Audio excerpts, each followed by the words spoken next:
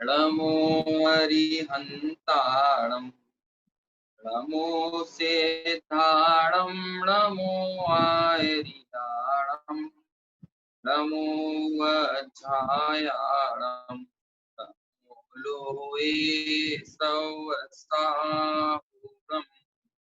मंगलम भगवान वीरो मंगलम गौतमो गणी मंगलम कुंत कुंदाद्यो जैन धर्मोस्तु मंगलम सर्व मंगल मांगल्यम सर्व कल्याण कारकम प्रधानां सर्व धर्माणां जैनम जयतु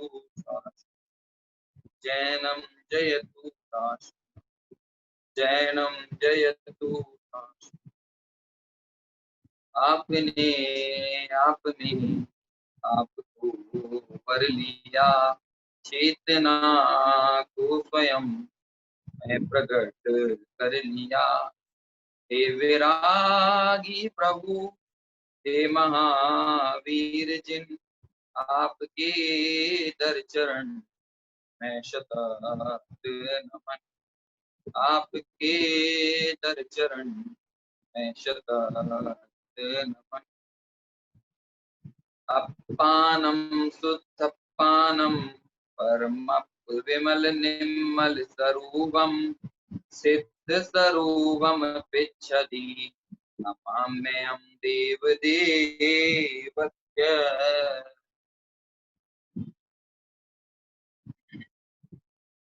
तारणम ई पाठशाला द्वारा आयोजित इस व्याख्यान माला की श्रृंखला में आप लोगों के समक्ष उपदेश शुद्ध सार ग्रंथादिराज के माध्यम से कुछ चर्चा करने के लिए यहाँ मैं उपस्थित हूँ।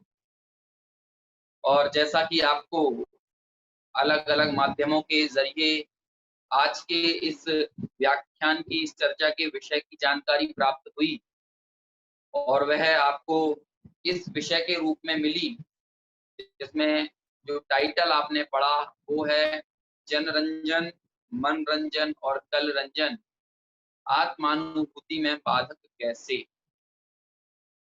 निरंजन तत्व की उपासना में ये तीन प्रकार के जिन रंजनों की हमने बात की या जिनका हमने अभी जिक्र सुना, वो किस तरह से उस निरंजन तत्व को पाने में, उसकी अनुभूति करने में हमारे लिए बाधक है, ये समझना बहुत ज्यादा जरूरी। अन्यथा हम लोग धर्म के नाम पर भी अनेकों बार इन तीन प्रकार के रंजनों में से यानी जन रंजन, मन रंजन और कल रंजन में से ही किसी को पुष्ट करते हुए ये सोचते हैं कि शायद हम धर्म कर रहे हैं। और तारण स्वामी, जिन्हें अपने युग का एक क्रांतिकारी पुरुष कहा जाता है, और उनकी इस क्रांति की दुंदुभी में जो एक महत्वपूर्ण बात शामिल है वो यही है कि उन्होंने जगत की उन सूक्ष्मतम भूलों को भी अपनी रचनाओं के माध्यम से दूर करने का प्रयास किया, जिन भूलों को ये जीव धर्म के नाम पर पुष्ट करता हुआ चला आ रहा है। और ऐसी उन भूलों को बहुत ही मुखर होकर, बहुत ही कहना चाहिए कि बहुत ही स्पष्ट शैली में हमारे सामने इस उपदेश शुद्ध सार नाम के ग्रंथ में तारण स्वामी ने प्रतिपादित किया है। जैसा कि इसका नाम है कि उपदेश, एक ऐसा उपदेश जो कि शुद्ध तत्व के, सार तत्व के नजदीक हमको लाने में सहायक हो, वास्तव में वही उपदेश शुद्ध उपदेश है। या हम ये भी कह सकते हैं कि तीर्थंकर भगवंतों की वाणी, जो कि वास्तव में जहां से ये संपूर्ण जिनागम का उद्भव हुआ, ऐसे उन जिनेंद्र परमात्मा की वाणी का रूप, वाणी रूप जो उपदेश है, उसका जो सार संक्षेपण है, उस सार को इस ग्रंथ के माध्यम से तारण स्वामी ने हमें प्रस्तुत किया। क्यों? क्योंकि भगवान जिनेंद्र की वाणी तो अगाध है, अपार है। कहते हैं कि भगवान की वाणी में जितना विषय आता है उसका अनंतवा भाग गणधर झेल पाते हैं, और उसका गणधरों के द्वारा जितना भाग झेला जाता है उसका भी अनंतवा भाग वे द्वादशांग रूप शुद्ध में निबद्ध कर पाते हैं।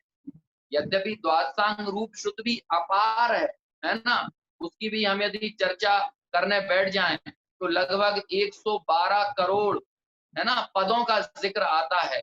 और 112 करोड़ मतलब कोई छोटी, और जो एक पद होता है वो हमारे जैसे ये 4 लाइन का पद नहीं होता।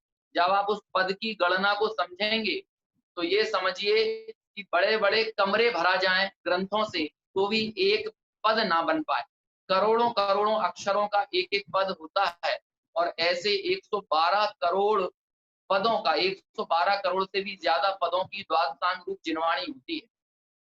और उस जिनवाणी में से भी बहुत थोड़ा अनंतवा भाग आप कहिए कि आज हमको जितना भी श्रुत भंडार प्राप्त है, जितने भी आचार्यों के श्रुत हमको प्राप्त हैं, जितने भी बड़े-बड़े सिद्धांत ग्रंथ, अध्यात्म ग्रंथ हमको प्राप्त हैं, वो द्वादशांग रूप श्रुत का एक बहुत थोड़ा-सा हिस्सा है। लेकिन कहते हैं कि उस संपूर्ण आगम के सार को जहाँ निबद्ध कर दिया जाता है, ऐसी उस मूलभूत बात की प्रेरणा हम तक पहुंचाने का कार्य महान आचार्यों द्वारा किया गया है। उनमें अनेकों समर्थ आचार्य हुए, चाहे वे आचार्य कुंद कुंद की बात हो, योगिंदु देव की बात हो, उमा स्वामी की बात हो, समंत भद्राचार्य की बात हो, अमृत चंद्राचार्य की बात हो। और उसी श्रृंखला में एक और महान समर्थ आध्यात्मिक संत, छठे सातवें गुण स्थान में झूलने वाले, अपने स्वरूप की तरफ उन्मुख रहने वाले, और ज्ञायक तत्व का जोर हम सबके सामने उद्घाटित करने वाले, उसकी उद्घोषणा करने वाले एक महान समर्थ जो संत हमारे बीच में उपस्थित हुए, और जिनकी परंपरा का निर्वहन करते हुए अनेक लोगों को इस जिन शुद्ध से जुड़ने का, जैन धर्म से जुड़ने का सौभाग्य प्राप्त हुआ, ऐसे उन महान संत का नाम था तारण स्वामी। और उन तारण स्वामी के, श्रीमद जिन तारण स्वामी के 14 ग्रंथों में से एक बहुत ही महत्वपूर्ण ग्रंथ है उपदेश शुद्ध सार, जिसमें सैकड़ों गाथाएं, तकरीबन 550 से भी ज्यादा गाथाओं के माध्यम से तारण स्वामी ने एकमात्र स्वभाव की तरफ उन्मुख होने की सम्यक दर्शन की प्रेरणा हम सब जीवों को दी है। तो अब सवाल ये उठता है कि सम्यक दर्शन में बाधक तत्व क्या हैं? यद्यपि मालारोहण में तारण स्वामी ने बहुत ही संक्षेप में इस बात का जिक्र किया कि भाई उस माला का, यानी आत्मगुणों की माला का आरोहण करने वाला जीव कौन होगा। और वहां पर उन्होंने स्पष्ट शब्दों में ये बात कही कि जो आत्मानुभवी पुरुष है वास्तव में वो ही इस आत्मगुणों की माला का आरोहण करने का पात्र है।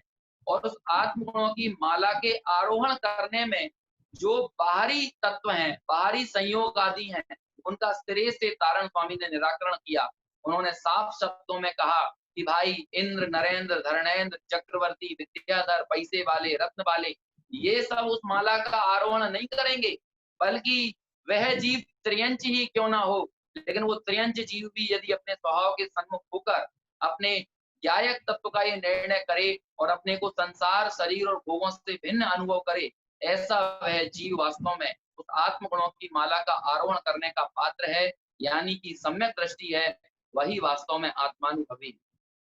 तो दरअसल संपूर्ण जिनागम का, संपूर्ण जिन श्रुत का यदि कोई एकमात्र सार है तो वो हमारी इस देह बुद्धि को छुड़ाकर हमें हमारी स्वभाव की दृष्टि कराना ही एकमात्र कार्यकारी है। लेकिन विडंबना है कि ऐसी महान जिन श्रुत परंपरा मिलने के बावजूद भी हम सभी अनेकों स्थानों पर उलझ जाते हैं, धर्म के नाम पर अलग अलग प्रकार से अपने पक्ष का पोषण करते हैं, और हम सोचते हैं कि हमारे अपने अपने दुराग्रहों का, पूर्वाग्रहों का पोषण करते हुए शायद हम धर्म कर रहे हैं। और वे सारी की सारी प्रवृत्तियां वास्तव में इन 3 शब्दों के माध्यम से तारण स्वामी ने प्रतिपादित की हैं। उनमें से एक का नाम है जनरंजन, एक का नाम है मनरंजन, और एक का नाम है कलरंजन। यद्यपि ये पूरा प्रकरण तारण स्वामी ने तकरीबन 100 गाथाओं के माध्यम से इस ग्रंथ में प्रस्तुत किया है। जिन लोगों ने इस ग्रंथ को पढ़ा होगा, देखा होगा, उन्हें इस बात का भली भांति बोध होगा कि आखिर तारण स्वामी ने इन तीनों प्रकार के रंजनों को, तीनों प्रकार की तीनों प्रकार के, दरअसल ये तीनों राग हैं, है ना, ये राग का स्वरूप है। ये वीतरागता का भेद नहीं है, वीतराग भाव के भेद नहीं है, बल्कि राग के ही भेद हैं, जिन्हें तारण स्वामी ने अपनी अनूठी शैली के माध्यम से हमारे सामने प्रस्तुत किए। और जब हम उपदेश शुद्ध सार ग्रंथ को उठाते हैं तो 90 नंबर की गाथा से ये पूरा प्रकरण शुरू होता है। जब आप उपदेश शुद्ध सार को पढ़ते हैं, जो जनरंजन ये वाला जो राग है, ये प्रकरण आपको गाथा नंबर 91 91 नंबर की गाथा से ये प्रकरण शुरू होता है और 122 नंबर की गाथा तक चलता है। और इस जनरंजन के भीतर अनेक प्रकार से जनरंजन के किस किस तरह से हम इस जनरंजन के भाव को पुष्ट करते हैं, वो बात बताई। अभी आप घबराइए मत, है ना, हम इन तीनों ही जनरंजन, मनरंजन, कलरंजन का क्या स्वरूप है उसको समझेंगे। और हम कहीं इन तीनों में से किसी रंजन को पुष्ट तो नहीं कर रहे हैं, नहीं तो हम कहला तो ये रहे हैं, या हमें लग तो ये रहा है कि हम धर्म कर रहे हैं, लेकिन हम अप्रत्यक्ष तौर पर, है ना, भूल से या अपने अहंकार से किसी ना किसी प्रकार से इन तीन प्रकार के रंजन के, यानी तीनों प्रकार के राग में से किसी राग का पोषण करते हुए तो नजर नहीं आ रहे। पहले एक बार हम ये समझ लें कि इस उपदेश शुद्ध सार ग्रंथ में ये विषय कहां से कहां तक है ना। दरअसल देखिए, मैं आपको एक बात और कह दूं, अपनी इस चर्चा को आगे बढ़ाऊं, कि हमको स्वयं अभ्यासी होना चाहिए और स्वयं विवेकी होकर परीक्षा करके चीजों का निर्णय करना चाहिए। इसने उसने कोई बात कह दी है और हम बस थोड़ा सा आधे घंटे, 15 मिनट, 20 मिनट का समय निकाल कर, है ना, हमने कोई चर्चा सुन ली और उससे इतिश्री कर लिया कि भाई हमारा धर्म हो गया, हमारा काम हो गया। इतने में हमको चूकना नहीं चाहिए, बल्कि हमको स्वयं अभ्यासी होना चाहिए। हमें उस चीज की ललक होना चाहिए। हम इस तरह की ये रस्में निभाते हैं, है ना, धर्म करने के नाम पर भी इन रस्मों को निभाना बंद करना होगा और इसे अपनी प्राथमिकता में स्वीकार करना पड़ेगा कि वास्तव में जो परम सौख्य का कारण है, ऐसा वह तत्व बोध, ऐसी वह जिनवाणी की रुचि, तत्व की रुचि, भेद विज्ञान की प्रक्रिया वास्तव में होती क्या है, यदि उसे हम स्वाध्याय कर कर स्वयं परीक्षण कर कर नहीं समझेंगे, तो हमारी ये सारी रस्मों का कोई बहुत ज्यादा औचित्य निकल कर सामने नहीं आएगा। तो इसीलिए मैंने आपसे कोई बात कह दी तो आप मेरे कहे अनुसार मान लें, या किसी और सो कॉल्ड विद्वान, कथित विद्वान ने कोई बात कह दी, है ना, कथित पंडित ने कोई बात कह दी, तो आप उसकी देखा सुनी बात को मान लें, ऐसा नहीं होना चाहिए। बल्कि हमको स्वयं आगम का अध्ययन करना चाहिए और अभ्यास कर कर उसे जिन श्रुत की परंपरा से मिलान करना चाहिए कि वाकई में आखिर जिनवाणी में बात क्या है और कहाँ मैं धर्म के नाम पर अल्टीमेटली अपने मिथ्यात्व को ही यदि पुष्ट कर रहा हूँ, तो ये प्रवृत्ति, ये जो तरीका है, वो तरीका ठीक नहीं है। हमें इस बात को समझना चाहिए, है ना। तो इसीलिए मैं ये कहूंगा कि देखिए, अनेक लोग ऐसे मिलते हैं जो कि तारण स्वामी परंपरा से, जिन्हें आचार्य, जिन्हें गुरु के रूप में प्राप्त हुए, लेकिन उन्होंने तारण स्वामी के ग्रंथों का ही अध्ययन नहीं किया, है ना। अनेक लोग तो ऐसे भी मिलेंगे जिन्हें उनका नाम भी नहीं पता होता और पूरी उम्र बीत जाती है ना। फिर हम उन लोगों से कैसे अपेक्षा करें कि वो जैनेन्द्र भगवान की परंपरा में अनेकों समर्थ आचार्यों द्वारा कहे गए जो महान आगम भंडार है, उस समस्त आगम अध्यात्म ग्रंथों के अध्येता वे कैसे हो सकेंगे। और आचार्य कुंद एक बात कहते हैं कि भाई, ये जो जगत है, अज्ञानी मूल प्राणी है, संसारी प्राणी है, ये सब इंद्रिय चक्षु है, इंद्रिय चक्षु है। ये इंद्रियों के द्वारा देखी गई दुनिया को ही असली दुनिया मानते हैं, जबकि इंद्रियों का संसार बहुत छोटा है। इंद्रियां तो इतनी लाचार है कि यदि 25वें माले पर चली जाएं तो नीचे दिखने वाली चीजें उसे छोटी छोटी नजर आएंगी। हमें सूर्य चंद्रमा छोटे छोटे नजर आते हैं। इंद्रियों की प्रवृत्ति बहुत पराधीन है ना। इंद्रियां तो बहुत लाचार हैं और हम इंद्रियों के द्वारा देखे जाने गए दुनिया को यदि परमार्थता सत्य माने, तो हम लोग बहुत अज्ञान में अभी पड़े हुए हैं। इसलिए कहते हैं अज्ञानी संसारी जीव तो इंद्रिय चक्षु है, देव जो है वो अवधि चक्षु हैं, और जो केवली भगवान है वो सर्वतो चक्षु हैं। लेकिन जो ज्ञानी है, जो श्रमण है, वो आगम चक्षु है। वो आगम को अपना नेत्र बनाते हैं और आगम से चीजों का निर्धारण करते हैं कि वास्तव में क्या सही है और क्या गलत है ना। इसलिए हमें आगम के अभ्यास में प्रमाद नहीं करना चाहिए, उसके अध्ययन में हमको ये नहीं समझना चाहिए ये तो पंडितों की चीज है, ये तो पंडिताई की चीज है। नहीं भाई, वास्तव में पंडित नाम आजकल चाहे जिसको हम भले ही दे दें, लेकिन पंडित कहते किसको है हमें तो यही सही ढंग से नहीं पता है। आप पंडित पूजा ग्रंथ पढ़ें और उसमें पता चलेगा कि पंडित कौन है और उसकी पूजा कैसी होती है ना? कोई 4-6 ग्रंथों को पढ़ने लगे, बताने लगे, प्रवचन करने लगे, इससे कोई पंडित नहीं हो जाता। बल्कि असली पंडित कौन है? बल्कि केवली भगवान को भी पंडित पंडित कहा जाता है ना? आप भगवती आराधना नाम का एक ग्रंथ है, जहाँ पर 5 प्रकार के मरण की चर्चा की गई है। वहाँ पर केवली भगवान की जो देह छूटती है, उसको पंडित पंडित मरण कहा जाता है। मतलब केवली भगवान को पंडित पंडित संज्ञा दी है। और अज्ञानी मिथ्या दृष्टि तो बाल मरण करते हैं। अज्ञानी मिथ्या दृष्टियों का मरण बाल मरण होता है। सम्यक दृष्टि का मरण ही पंडित मरण होता है ना? इसलिए पंडित संज्ञा वास्तव में आत्मानुभवियों के साथ ही शोभायमान होती है। बहुत ही महान उपमा है पंडित, और इसीलिए पंडित पूजा ये शब्द सारण स्वामी ने प्रयोग किया। और भी अनेक स्थानों पर पंडित शब्द के मायने हैं। तो हमें ये नहीं समझना चाहिए कि ये पढ़ना लिखना सिर्फ पंडिताई की चीज है या पंडितों का काम है। जिसकी भी आत्मानुभवी भाव की रुचि है, आत्मानुभूति की जिसे ललक है, उस हर व्यक्ति को आगम का अभ्यासी होना चाहिए। और ऐसे आगम के अभ्यास की प्रेरणा बारंबार शास्त्रों में अनेक स्थानों पर दी। प्रवचन सार में तो आचार्य कुंद कुंद ऐसा लिखते हैं कि तत्वार्थ को जो जानते प्रत्यक्ष या जिन शास्त्र से मोह क्षय हो, इसलिए स्वाध्याय करना चाहिए। वहां वे स्वाध्याय की प्रेरणा देते हैं, मोह क्षय का उपायांतर स्वाध्याय को बताते हैं। और हम ऐसे स्वाध्याय में प्रमादी हों, स्वयं आगम के अभ्यासी ना हो। और वास्तव में चीजें कठिन और सरल नहीं होती। लोग कहते हैं कि बहुत कठिन पड़ता है, पंडितों के समझने की चीज है। देखिए भाई, जहां हमारी रुचि होती है वो चीजें स्वतः सरल ही होती हैं। और जहां हमारी रुचि नहीं होगी, तो भाई जैसे कि कोई व्यक्ति को रोटी बनाना ना आता हो, तो उसे रोटी बनाना ही बहुत कठिन लगेगा। अब बताइए, रोटी सरल है कि बनाना की कठिन है? वास्तव में जो चीज हमें नहीं आती वो सब कठिन है, और जो चीज हमें आती है वो सरल है। और हमें क्या नहीं आता? कि जिसकी हमें रुचि नहीं होती वो हमें नहीं आता। तो इस तरह आगम चक्षु ये संज्ञा ज्ञानी जनों के लिए कही कि आगम चक्षु होते हैं ज्ञानियों के, मुनि राजों के, श्रमणों के आगम चक्षु होते हैं। और आगम चेष्टा तदो जेष्ठा, आगम की चेष्टा उसे ज्येष्ठ कहा है, श्रेष्ठ कहा है। तो इसीलिए हमें आगम के अभ्यास में प्रमादी नहीं होना चाहिए। और चाहे जिसने कुछ भी बोल दिया और उसे हम उसके कहे अनुसार ही मान लें, ऐसा नहीं होना चाहिए। बल्कि स्वयं अभ्यास करके, परीक्षा करके चीजों का निर्णय करना चाहिए।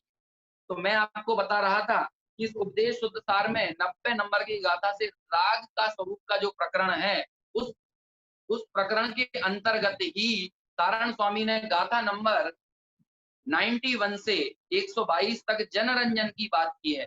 कहां से? गाथा नंबर 91, 91, 91, वहां से 122 नंबर तक की जो चर्चा है वो जनरंजन की चर्चा है। और इस जनरंजन के अंदर बहुत सारी चर्चाएं की। कुल का राग, पक्ष का राग, इस तरह के बहुत प्रकार के राग की बात वहां पर सारण स्वामी ने की। और उसके पश्चात गाथा नंबर 123 से 123 से कल रंजन की चर्चा तारण स्वामी शुरू करते हैं। और एक कल रंजन की चर्चा भी लगभग आप ये मान के चलिए कि 150 गाथाओं पर्यंत, है ना? थोड़ा सा 2-4 गाथा, 1-2 गाथा आगे पीछे हो रही होंगी, लेकिन 150 से 156 गाथा तक एक बार मैं उसे मिलाकर आपके सामने क्लियर ही कर दूं। गाथा नंबर 123 से ये शुरू होता है कल रंजन की चर्चा, और कल रंजन की चर्चा अपनी चलती है गाथा नंबर 156 तक। जी हाँ, 156 तक ये चर्चा चलती है। और फिर गाथा नंबर 157 से लगभग अगली 15-20 गाथाओं पर्यंत तक जो चर्चा है वो मन रंजन की चर्चा है। इसे गारव दोष कथन के अंतर्गत मन रंजन की चर्चा तारण स्वामी ने की है। तो कहां से कहां तक है? गाथा नंबर 90 से 122 तक जनरंजन, गाथा नंबर 123 से गाथा नंबर 156 तक कल रंजन, और गाथा नंबर 157 से लगभग 176-77 गाथाओं पर्यंत तक का जो विषय है वो मन रंजन की चर्चा के अंतर्गत है। तो लगभग हम ये कह सकते हैं कि 90-100 गाथाएं इस पूरे प्रकरण के अंतर्गत आ जाती हैं। और मुझे यहाँ पर 1 घंटे में इन तीनों ही प्रकार के रंजनों का स्वरूप आपके सामने रखना है, तो मैं कोशिश करूँगा कि इन तीनों ही प्रकार के जो राग हैं, उनका स्वरूप आपको बता सकूँ। बाकी तो आप विशेष जानने के लिए इस ग्रंथ का ही अध्ययन करें, तब जाकर आपको पता चलेगा कि कितनी सूक्ष्मता से, कितना बारीक बारीक राग भी हमारा दूर करने का प्रयास सारण स्वामी ने किया है। अब देखिए, इन तीनों प्रकार के रंजन में एक खास विशेषता है। क्या विशेषता है? कि इनमें जो कल रंजन है, मतलब ये समझिए कि कल रंजन से बचना आसान है। ये जो व्यक्ति है, ये मनोरंजन को पाने के लिए कल रंजन से समझौता कर सकता है। इसलिए कल रंजन जो है वो सबसे स्थूल है।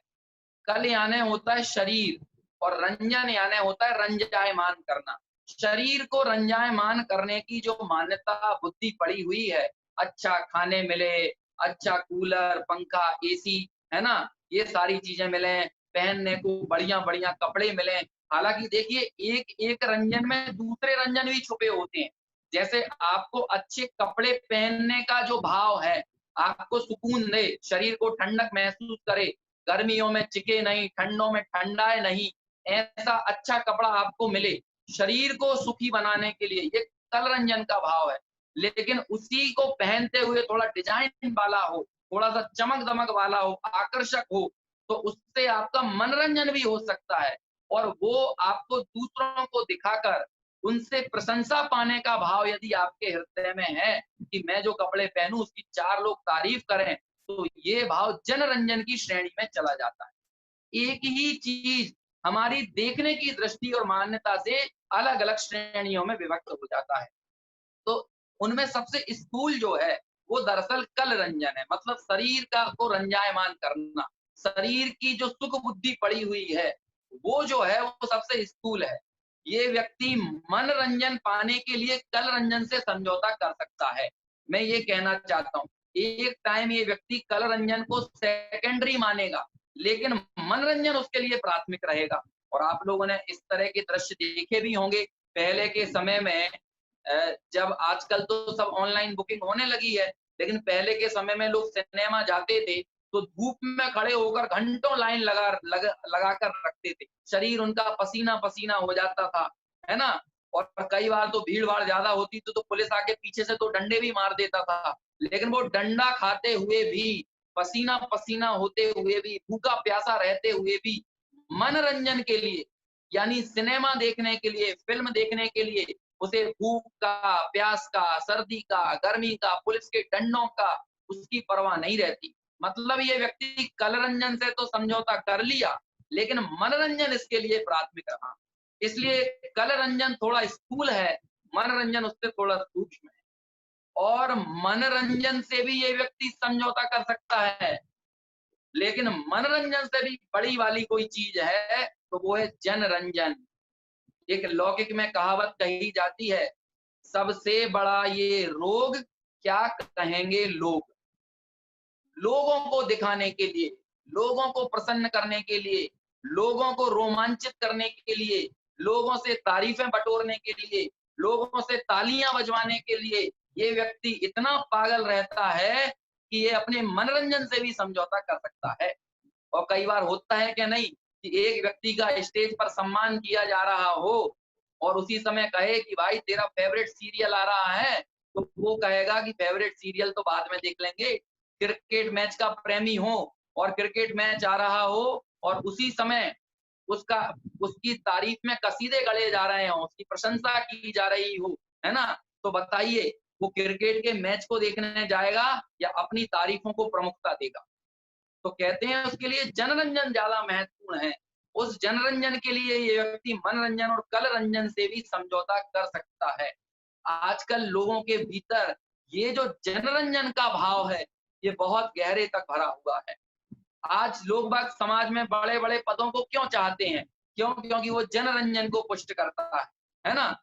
बड़ा पद मिले, अध्यक्ष बने, मंत्री बने, लौकिक में भी पद, पैसा, प्रतिष्ठा, ये तीनों चीज़ें चाहने के प्रति मूल वजह यदि कोई है, तो वो जनरंजन का भाव है। और आप सारी चीज़ें देख अपने पूरे जीवन में देख लीजिए, बड़ी-बड़ी महँगी कारें क्यों व्यक्ति खरीदता है?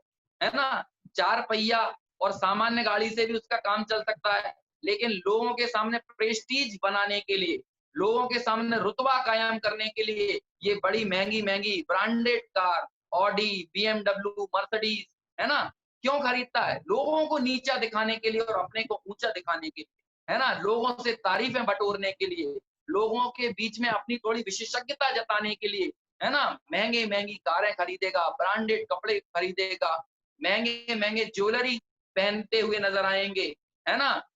अपने घरों में इंटीरियर एक्सटीरियर चमक-दमक वाला बनाएंगे। कितना जनरंजन का भाव, लोगों को लुभाने का भाव, लोगों को आकर्षित करने का ये भाव जो जनरंजन के भाव में पड़ा हुआ है, ये हम समझ नहीं पाते। अनेकों बार यह जीव त्यागी हो जाता है, तपस्वी हो जाता है, लेकिन वहां भी जनरंजन का भाव नहीं जाता। आप लोग स्वयं देखें, जब आप अकेले में मंदिर जाएं, आपको कोई ना देख रहा हो, तो चाहे जैसे खड़े होकर दर्शन कर लेंगे। फिर आपको ये बात का निर्णय नहीं है ना, कि हमारे हाथ कैसे हैं, पैर कैसे हैं, उपयोग सही लग रहा है या नहीं लग रहा है।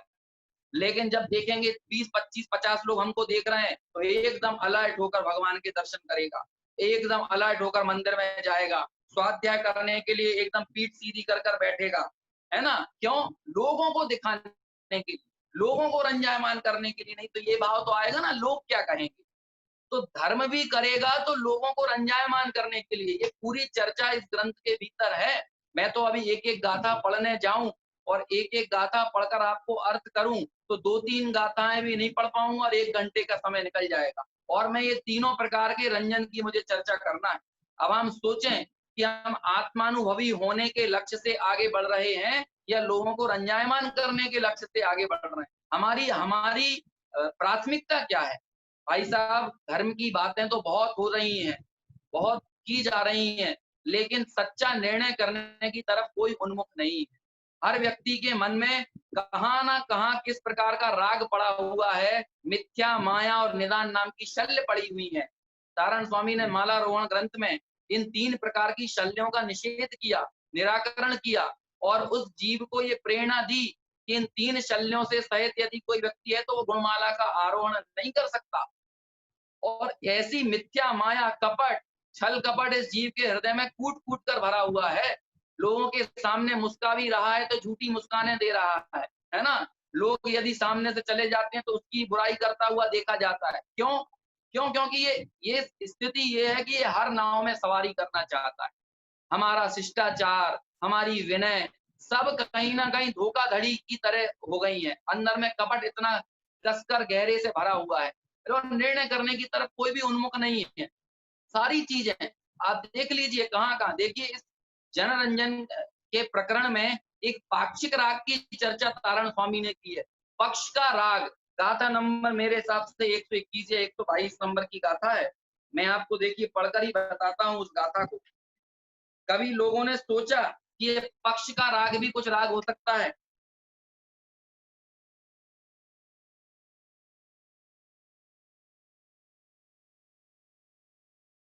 नंबर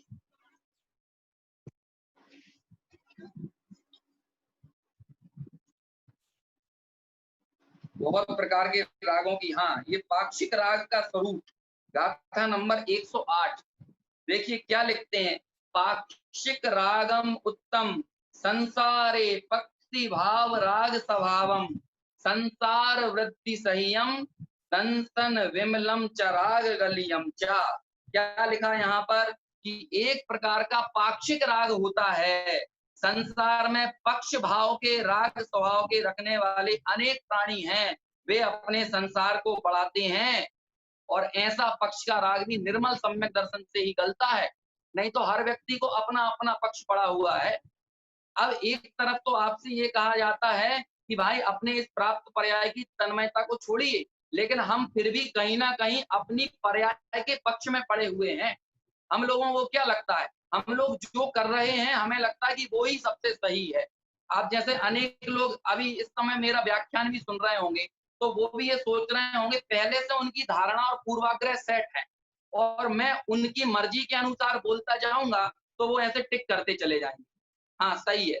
जैसे वो उल्टा कॉपी चेक कर रहे हैं और मैं यहाँ पर अभ्यर्थी बना हुआ हूँ। क्यों? क्योंकि हमारे हमारे मन में यही भाव रहता है कि हमारे मन का यदि बोलता रहे तब तक तो ठीक है, लेकिन जहां हमारे मन के विपरीत बोले तो फिर कहेंगे कि क्रॉस, इसको बाहर करो, इसको अलग करो, है ना, ये सभा से बाहर करो, समाज से बाहर करो। इस तरह के हम अपने अपने पक्ष को पुष्ट किए हुए रहेंगे। तो ये भी जनरंजन का ही भाव है ना? लोगों को लगता है हम दिगंबर हैं तो श्वेतांबर को सम्यक दर्शन नहीं हो सकता, है ना? हम जैन हैं तो अजैनों को सम्यक दर्शन नहीं होता। लेकिन तारण स्वामी एक तरफ लिखते हैं, जाई कुलम न पिच्छदी, कि जाति और कुल को मत पूछो, यदि पूछना है तो व्यक्ति का ज्ञान पूछो, उसका सम्यक दर्शन पूछो। जाति और कुल से कोई बड़ा नहीं होता, व्यक्ति यदि बड़ा होता है तो सम्यक दर्शन से होता है। 11 अंग और 9 पूर्व का पाठी भी यदि कोई मुनिराज हो, और हम अनंतों बार हुए हैं, अनंतों बार 11 अंग 9 पूर्व के पाठी हुए। 11 अंग 9 पूर्व कहते किसे हैं? हम सुन सुनकर इतने हैबिचुअल हो गए हैं कि हमको पता नहीं है कि 11 अंग 9 पूर्व कहलाता क्या है। क्या क्या अपार और क्या अगाध चीज होती है। आज एक अंग का अनंतवा भाग ज्ञान भी लोगों के पास नहीं है। पूरा शास्त्र एक अंग का अनंतवा भाग नहीं है, जितना शास्त्र समुदाय है, जितना शास्त्रों का आज भंडार हमें उपलब्ध है। लेकिन ये जीव 11 अंग 9 पूर्व का पाठी हुआ, क्षयोक्षम इतना बड़ा, लेकिन फिर भी क्या कहा है? उसके बाद भी इसकी धूल नहीं गई, उसके बाद भी इसका मिथ्यात्व नहीं गया, उसके बाद भी इसे निर्णय नहीं हुआ। तो तारण स्वामी कहते हैं बड़प्पन इन चीजों से नहीं है। क्यों? क्योंकि 11 अंग 9 पूर्व का पाठी होने पर भी उसका कहीं ना कहीं एक पक्ष पड़ा हुआ है, और वो ये मानता है, वो अपने क्षयोक्षम ज्ञान से अपने आप को ये अच्छा है, वो अपनी क्रियाओं से भला मानने लगता है। और आज हम विचार तो करें कि व्यक्ति को कहां कहां कैसे कैसे पक्ष पड़े हुए हैं। अरे भाई, एक त्रियंच गति की चिड़िया यदि हो, उस चिड़िया को सम्यक दर्शन हो, तो तारण स्वामी कहते हैं यू आर इंटर्ड, तुम्हें धर्म के मार्ग में एंट्री है। लेकिन यदि सम्यक दर्शन नहीं है तो आप संसार मार्ग में ही लगे हुए हो, धर्म के मार्ग में नहीं। तो लोग बाग इस तरह के जजमेंट कर रहे हैं। हम अपने अपने पूर्वाग्रहों से बाहर नहीं निकल रहे, क्योंकि पूर्वाग्रह को तोड़ता है ज्ञान, पूर्वाग्रह को तोड़ता है अध्ययन, और हम अध्ययनशील नहीं होना चाहते, हम ज्ञान प्राप्त करना नहीं चाहते, आगम के अभ्यासी नहीं होना चाहते, और हम सिर्फ लोगों को जज करने के लिए बने हुए हैं। जब हमारी गलतियों की बात आती है तो हम वकील बन जाते हैं, लेकिन जब दूसरों की गलतियों की बात आती है तो हम जज बन जाते हैं। हम निर्णय देने लगते हैं, है ना, उसे सर्टिफिकेट देने लगते हैं, ये सही है, ये गलत है। लेकिन अपने दोषों की बात हो तो हम उसे जस्टिफाई करते हैं, उसे न्यायोचित ठहराने की बात करते हैं, नहीं मेरा तो ये मंतव्य था, मेरा तो ये कहना था। इस तरह की प्रवृत्तियों को हम पुष्ट करते हैं, और लोगों को बाहर करके सिर्फ अपनी दुकान कैसे चले, हमारा कहना चाहिए हमारा मठ कैसे बना रहे, हम इस बात का पक्ष पुष्ट करते रहते हैं। नहीं भाई, बहुत उदार मना बनना पड़ेगा, है ना। तीर्थंकर प्रकृति का बंध किसे होता है? जिसके प्रवचन वात्सल्य भावना होती है, 16 कारण भावनाएं होती हैं, वात्सल्य नाम का अंग होता है, जीव मात्र के प्रति अपार करुणा होती है। और आज हमारी स्थिति ये है कि हमसे थोड़ा भिन्न विचार रखने वाले व्यक्ति के हम हमारा मन करता है कि इसका तो वो तो क्या हमारे मुंह से निकलता नहीं है, लेकिन उसका सत्यानाश भी हो जाए, उसकी सत्ता चली जाए, उसका मरण भी हो जाए, तो भी हमें फर्क ना पड़े। लेकिन हम किसी के उपगूहन में निमित्त नहीं बनेंगे, स्वयं अपना भी स्थितिकरण नहीं करेंगे और अन्य किसी का स्थितिकरण करने का प्रयास नहीं करेंगे। और ये सारे भाव हम दरअसल एक छोटी सी पद प्रतिष्ठा और पैसे के लालच में हम ये चाहते हैं कि यदि मैं ये बात कह दूंगा तो मेरा पद चला जाएगा, यदि मैं ये कह दूंगा तो मेरी प्रतिष्ठा चली जाएगी, है ना। आज मैं आपके सामने व्याख्यान कर रहा हूँ, ये चर्चा कर रहा हूँ, और मेरे दिमाग में भी ये आ जाए कि मैं आपके मन की बात कहता चलूं, नहीं तो क्या होगा, अगली बार मेरे को कोई व्याख्यान के लिए नहीं बुलाएगा, आप मुझे आमंत्रित नहीं करोगे, मेरे नाम पर फतवे जारी कर दिए जाएंगे। आजकल तो सोशल मीडिया इतना सशक्त माध्यम हो गया है कि चाहे जिसको बदनाम करना हो, चाहे जिसका नाम करना हो, सोशल मीडिया पे मैसेज सर्कुलेट कर दीजिए, हो जाएगा, है ना। तो कहते हैं ये पाक्षिक राग, जरा पढ़िए तो सही भाई, कैसे कैसे रागों का जिक्र है। कुल का राग, है ना, परिणाम का राग, ऐसे ऐसे रागों की चर्चा तारण स्वामी ने की है कि आपने सुने ना होंगे, आपने कल्पना नहीं की होगी कि ये भी हमारे मिथ्या मत को, मिथ्या पक्ष को पुष्ट करने वाला है। और ये सारी चर्चा उन्होंने जनरंजन के प्रकरण में की। हमारे इन सारे भावों के बीच में यही, अरे भाई, शिखरों के ऊपर तपस्या करने लगता है, शिखरों पर चला जाता है, शिखर पर जाकर बैठ जाता है, गर्मी और सर्दी सहता है ना? वो हम भजनों में पढ़ते हैं ना, शीत ऋतु नदी दरिया के किनारे, ग्रीष्म ऋतु शिखर के ऊपर, है ना? बरसात की ऋतुओं में वृक्षों के नीचे, वहां भी जनरंजन का भाव रहता है। उसे लगता है कि मैं ऐसा तपश्चरण करूंगा तो 4 व्यक्तियों के बीच में मेरी तारीफें होंगी, प्रशंसा होगी। व्रत और तप के माध्यम से भी प्रशंसा पाना चाहता है। लोग 10 लक्षण में व्रत रखते हैं, उपवास रखते हैं और आखिरी में 11वें दिन अपेक्षा करते हैं कि उनका मंदिर में सम्मान होना चाहिए। मतलब 10 दिन आपने व्रत रखा, उपवास रखा, उसमें भी जनरंजन का भाव छुपा हुआ है। आपने तब भी आत्मानुभव की तरफ उन्मुखता नहीं की, आप स्वभाव की तरफ सन्मुख नहीं हुए और जब तक हमारे इन प्रकार के राग पड़े होंगे, तब तक ये समझिए कि इन चर्चाओं का अर्थ क्या निकलेगा। हम ना अभी ये चर्चा बंद हो जाने दीजिए। हम लोग प्रवचन सुनते हैं, कक्षाएँ सुनते हैं। आप लोगों की भी मैंने सुना है छैड़ाला की कक्षा निरंतर चल रही है। तो क्यों चल रही है ये कक्षा? कभी हमने इस बात का विचार किया? दौलत राम जी ने ये क्यों लिखा था छैड़ाला नाम का ग्रंथ? ये इसलिए लिखा था कि आप परीक्षा दें और आपको मार्क्स मिल जाए और आपको इनाम मिल जाए। है ना? आखिरी में बस इसलिए लिखा था। अरे नहीं भाई, जे त्रिभुवन में जीव अनंत, सुख चाहें दुख ते भय वन। है ना? ध्रुव वन में जितने जीव हैं वो सुख चाहते हैं और दुख से डरते हैं। इसीलिए भगवंतों ने क्या क्या किया? जे ध्रुव वन में जीव अनंत, सुख चाहे दुख से भयवंत। इसीलिए करुणा करके गुरु करुणाधार, गुरु ने, हमारे आचार्यों ने, श्री गुरुओं ने करुणा करके उन जीवों के इन दुखों को दूर करने के लिए इन ग्रंथों की, इन शास्त्रों की रचना की है। हमारे यहाँ सिर्फ जिज्ञासा का समाधान करना ही ग्रंथ रचना का उद्देश्य नहीं है, बल्कि दुखों की निवृत्ति करना किसी भी आगम का या किसी भी चर्चा का मूल उद्देश्य है। और हमारा दुखी दूर ना हो, दुखों से निवृत्ति ना हो, तो फिर आप बताइए कि सारी चर्चा का, सारे आगम ग्रंथों के अभ्यास का आखिर में प्रयोजन निकल कर क्या सामने आए? आजकल डिग्रियां बन गई हैं। आज संयम शिरोमणि कहलाना लोगों के लिए ये डिग्री हो गई है। लोगों के लिए ये डिग्री हो गई है कि इसने 15-15 उपवास किए हैं। इसमें जनरंजन का भाव नहीं है। और सुनिए, ये सारी बात मैं मन से नहीं कह रहा हूँ। ये सारा प्रकरण आपको 90 गाथा से 122 के बीच में मिल जाएगा।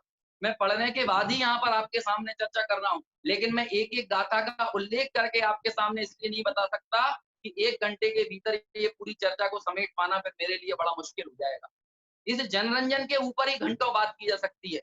कहाँ-कहाँ से आज आप देखिए ना कि भाई लज्जा बस, भय बस, गारव बस, ये किसी न किसी प्रकार से मिथ्या धर्म का पोषण करता है। लोक मूढ़ता भी जनरंजन के भीतर में आती है ना? आज हम शादी में, विवाह में, है ना? कितने प्रकार की लोक मूढ़ता, मिथ्या मान्यताओं को पुष्ट करते हैं। जो चीजें लॉजिकली क्लियर नहीं होती हैं, वो सब ग्रहित मिथ्यात्व की श्रेणी में जाती है। आप विचार तो कीजिए, जनरंजन का भाव कितना सघन है, कितना घना है। लोगों की तालियां इंसान को इतना पागल बना रही हैं कि ये नंगा नाच दिखाने के लिए भी तैयार हो जाए। और आज ये लोग करते ही हैं। आज आप देखिए ना कि लोग बस तालियां बजाते रहें और इंसान पसीना पसीना होता रहे तो भी स्टेजों पर नाचता रहेगा।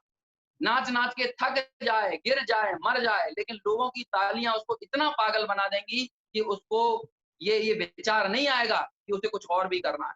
भगवान की भक्ति हो, भजन हो, गीत हो, वहां पर भी जनरंजन का भाव है ना? हम भजन करें, कीर्तन करें, वहां भी हमारा क्या मन होता है? ऐसी हारमोनियम बजाओ, ऐसा मंजीरा बजाओ कि लोगों को मजा आना चाहिए। ये सब राग की चर्चा यहाँ पर की है भाई। ये जनरंजन का भाव है। वीतरागता के क्षेत्रों में भी ये इंसान राग को पुष्ट कर रहा है, ये पता नहीं है।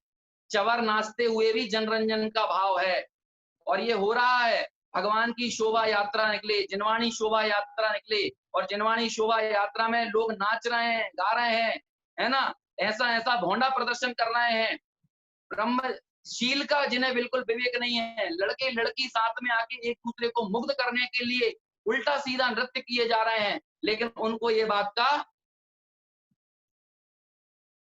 मेरे को यहाँ पे लिख रहे हैं कि यहाँ प्रश्न लिख सकते हैं, है ना? अभी मत लिखिए, मेरी चर्चा कंटिन्यू चलने दीजिए, उसके बाद में 5-10 मिनट बाद लास्ट में कोई पूछना चाहे तो पूछ, है ना? तो इसीलिए वीतरागता के जो आयतन हैं, ऐसे स्थलों पर भी आप लोग अल्टीमेटली किसी न किसी प्रकार से अपने जनरंजन के राग को ही पुष्ट करते हुए लोग देखे जाते हैं। कभी इस बात का विचार किया कि भाई हम अन्य राग के क्षेत्रों से अपने उस राग को धोने के लिए तो वीतरागता के क्षेत्रों पर आए हैं, लेकिन वीतरागता के क्षेत्रों पर भी आकर जनरंजन का भाव यदि हमारे भीतर हो, तो फिर समझिए कि हमारे लिए धर्म अभी बहुत, कहना चाहिए वो दिल्ली दूर है का नारा दिया जाता है ना, ऐसे ही मुक्ति सुंदरी अभी हमसे बहुत दूर है। सम्यक दर्शन अभी हमसे बहुत दूर है। क्यों? क्योंकि ये जनरंजन के भाव से ही नहीं उभर पा रहा है।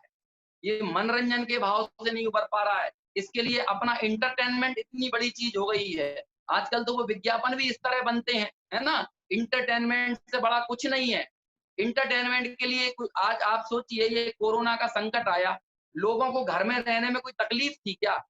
कलरंजन को यदि देखा जाए तो सब सुकून था। वैसे भी अभी मई, जून, है ना? अप्रैल, मई, जून के इतनी गर्मी का मौसम निकला, जेठ की एकदम चिलचिलाती हुई गर्मी, आप बाहर जाएँगे तो और उल्टे बीमार पड़ेंगे, है ना? शरीर में कई तरह की और विषमताएँ आ सकती हैं, लेकिन उसे कलरंजन की परवाह नहीं थी। शरीर शांति से सुखी बैठा हुआ तो उसकी परवाह नहीं थी। अरे लोग बाग कोरोना का खतरा जानते हुए भी घर से निकलते हैं। क्यों निकलते हैं? मनोरंजन के लिए। अब भैया घर में बैठे-बैठे बोर हो गए। मतलब इंसान को बीमार होने से घबराहट नहीं है, बोर होने से घबराहट हो रही है। अब आप सोचिए ये बोर होने का भाव क्या है? ये मनोरंजन का परिणाम है। एक बात सुनिए, बहुत गंभीर बात है और गंभीरता से आप उसका विचार कीजिए कि भाई ये इंसान जितना मृत्यु से नहीं डरता, उससे ज़्यादा ये अकेले होने से डरता है। और अकेले होने से क्यों डरता है? क्यों इस व्यक्ति को इतनी महफ़िलों में की परवाह होती है? क्यों ये लोगों को जोड़ने के प्रयास करता रहता है? क्यों इसे 10, 20, 25, 50 लोग चाहिए? इसीलिए चाहिए कि क्योंकि वो इसका मनोरंजन करता है। ये मनोरंजन का परिणाम, मनोरंजन का भाव इतना सघन है कि भाई बहुत मुश्किल है इस मनोरंजन के भाव से बाहर निकल पाना। ऐसी कितनी चर्चाएँ की जाएँ, है ना? मरने से नहीं घबराएगा, लेकिन आप सोचिए कि मनोरंजन करने के लिए क्या-क्या नहीं करता है। आज आप देखते होंगे कि ये पैराग्लाइडिंग करेगा, पैराक्लिम्बिंग करेगा, है ना? कई लोग ये नहीं समझ रहे होंगे पैराग्लाइडिंग, पैराक्लिम्बिंग क्या होती है। ये वो बलून पर ऊपर आसमान में चला जाता है, फिर ऊपर से जंप मारता है। इस तरह की बहुत एडवेंचरस एक्टिविटीज़ होती हैं। ये सब काहे के लिए होती हैं? मनोरंजन के लिए। भाई थोड़ी-सी यदि चूक हो जाए, तो उसमें मौत भी हो सकती है, लेकिन मरने की कीमत पर भी इससे उसकी परवाह नहीं रहेगी, लेकिन अपने मनोरंजन की परवाह रहेगी। मनोरंजन इसके लिए इतना ज़्यादा महत्वपूर्ण है। मनोरंजन कहो अथवा मनोरंजन कहो, इसमें बहुत ज़्यादा फ़र्क नहीं है। और ऐसा ही आप ये सोचिए कि हमारी अनेकों धर्म क्रियाएँ भी जनरंजन और मनोरंजन की श्रेणी में ही कहीं न कहीं गर्भित हो जाती हैं। जब आप भगवान की भक्ति से आतुर होते हुए उनके भजन भक्ति गीतों में उन्मग्न रहें और उस काल में आपको ये लगे कि भाई आज तो सुकून मिला। अरे लोगों को पता नहीं रहता, बहुत भजन भक्ति करने के बाद और वो बोलते हैं आज के आनंद की जय, लेकिन उन्हें ये पता नहीं है आनंद आया किसका है। भजन कौन-सा बोला था? वो एक भजन बोलते थे लोग बाग, हैं? इस तरह का कोई भजन है? प्रभु जी अब ना भटकेंगे संसार में, हमें अपनी खबर अब हो गई। और उस भजन के बीच में ही लोग क्या करेंगे? 12 भावनाओं को भी फिट कर देते हैं। राजा, राणा, छत्रपति, हाथ इनके असवार और मरना सबको एक दिन अपनी-अपनी बार, ये गाते जाएँगे और आखिरी में क्या बोल देंगे? आज के आनंद की जय। वो बोल के क्या आ रहे हो? बोल रहे हो वैराग्य परक चीज़ें और उसके बाद कर रहे हो आज के आनंद की। लोगों को खबर नहीं है, आनंद काहे का आया? मंजीरे का आनंद आया कि उन शब्दों के साथ आपने साक्षात्कार किया। ज़रा इसका विचार तो कीजिए।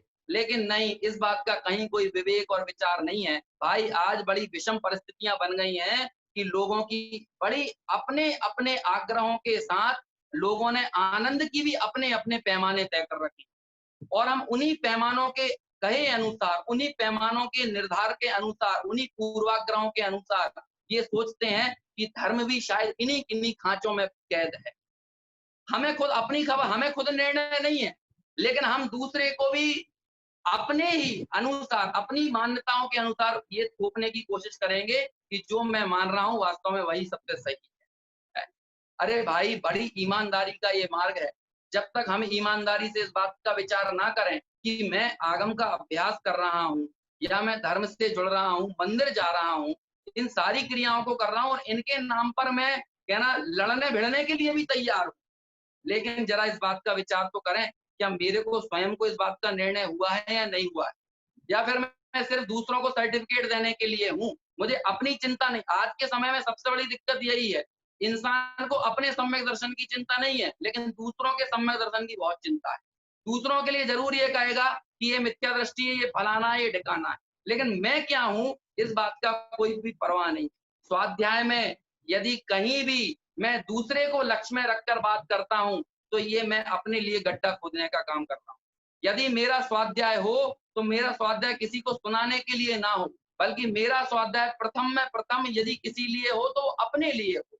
और उस काल में आराधना के साथ परस्पर साधर्मियों की चर्चा वार्ता करते हुए यदि एक दूसरे के साथ तत्व चर्चा के प्रसंग भी बन जाएँ, तो वो सहजता का मार्ग है। लेकिन मैं ये लक्ष्य रखकर स्वाध्याय करूँ कि मुझे आपको सुनाना है, तो समझिए कि मेरे से बड़ा पागल इस दुनिया में और कोई नहीं। मैं अपनी कब्र खोद रहा हूँ, मैं अपना अनंत संसार बढ़ा रहा हूँ, लेकिन मुझे इस बात की चिंता है कि मैं 4 लोगों को सुनाऊँ और आप मेरी वाहवाही कर दें। और ये कौन-सा परिणाम है? ये भी जनरंजन का परिणाम है। स्वाध्याय दूसरों के लिए करना, दूसरों से तारीफ़ें बटोरने के लिए करना, दूसरों से प्रशंसा पाने के लिए करना, अपनी उपाधियाँ बढ़वाने के लिए करना, पंडित, महापंडित, पाणी भूषण, है ना? संयम शिरोमणि, इन सब उपाधियों के लिए, डिग्रियों के लिए करना। भाई साहब, ये सारी चीज़ें आत्मानुभूति में बाधक हैं, ये सभी मेरी समाधि में बाधक। क्यों? क्योंकि समाधि के लिए कहा जाता है कि जो आदि, व्याधि और उपाधि से रहित हो, वो समाधि है। और ऐसी उपाधि कोई भी क्यों ना हो, वो सारी उपाधियाँ अरे भाई, आपको कहाँ तक बात करें कि आप जब आगम ग्रंथों का अध्ययन करेंगे, तो आपको पता चलेगा कि जब मुनिराज श्रेणी चढ़ते हैं और वो मुनिराज श्रेणी चढ़ने से पूर्व यदि आचार्य हों, तो अपना आचार्य पद भी छोड़ देते हैं, क्योंकि आचार्य पद एक उपाधि। कभी भी श्रेणी आचार्य नहीं चढ़ते, कभी भी श्रेणी उपाध्याय नहीं चढ़ते, हमेशा श्रेणी मुनिराज ही चढ़ते हैं, श्रमण ही चढ़ते हैं।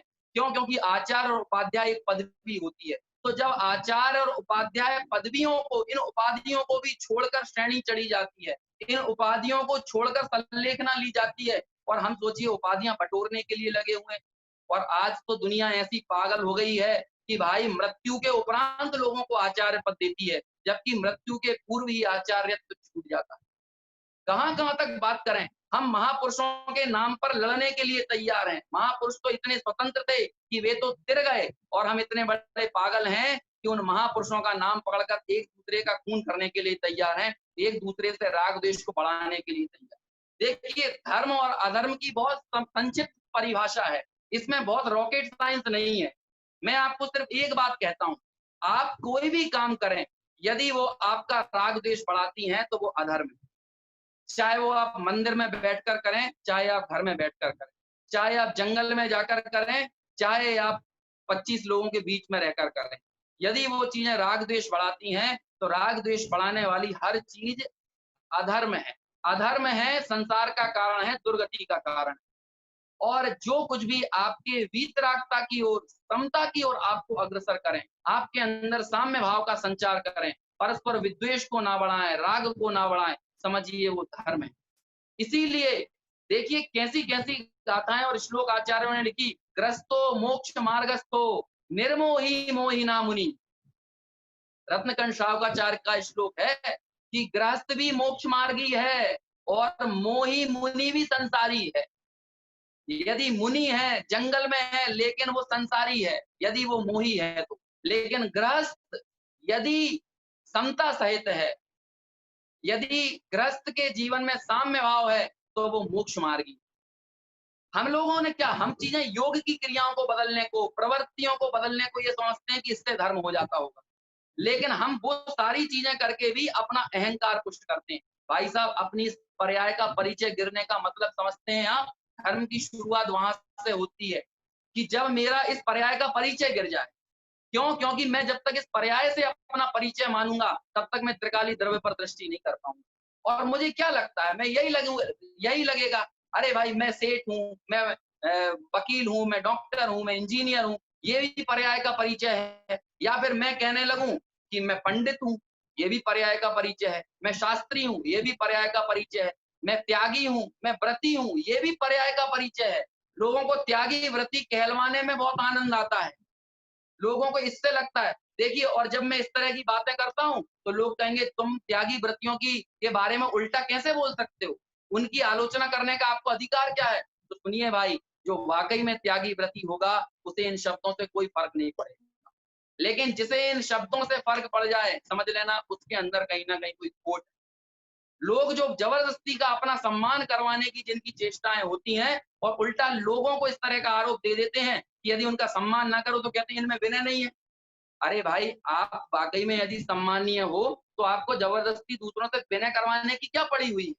क्या आत्मानुभवी स्वसंवेदन में अनुरक्त जो पुरुष है, उस व्यक्ति को इस बात से फर्क पड़ता है कि कोई उसका हाथ जोड़े अथवा कोई उसको उल्हाना दे? उसे क्या फर्क पड़ता है? जो स्वभाव में अनुरक्त है, ऐसे उस व्यक्ति को क्या फर्क पड़ता है? लेकिन जिसे दूसरों के सम्मान की परवाह हो, जिसे दूसरों से अपनी विनय करवाने की परवाह हो, जिसे अपने पैर पड़वाने में मजा आता हो, जिसे आशीर्वाद देने में मजा आता हो। आशीर्वाद देने का कंसेप्ट जैन दर्शन में कहीं नहीं है भाई साहब, आप समझ लीजिए इस बात को।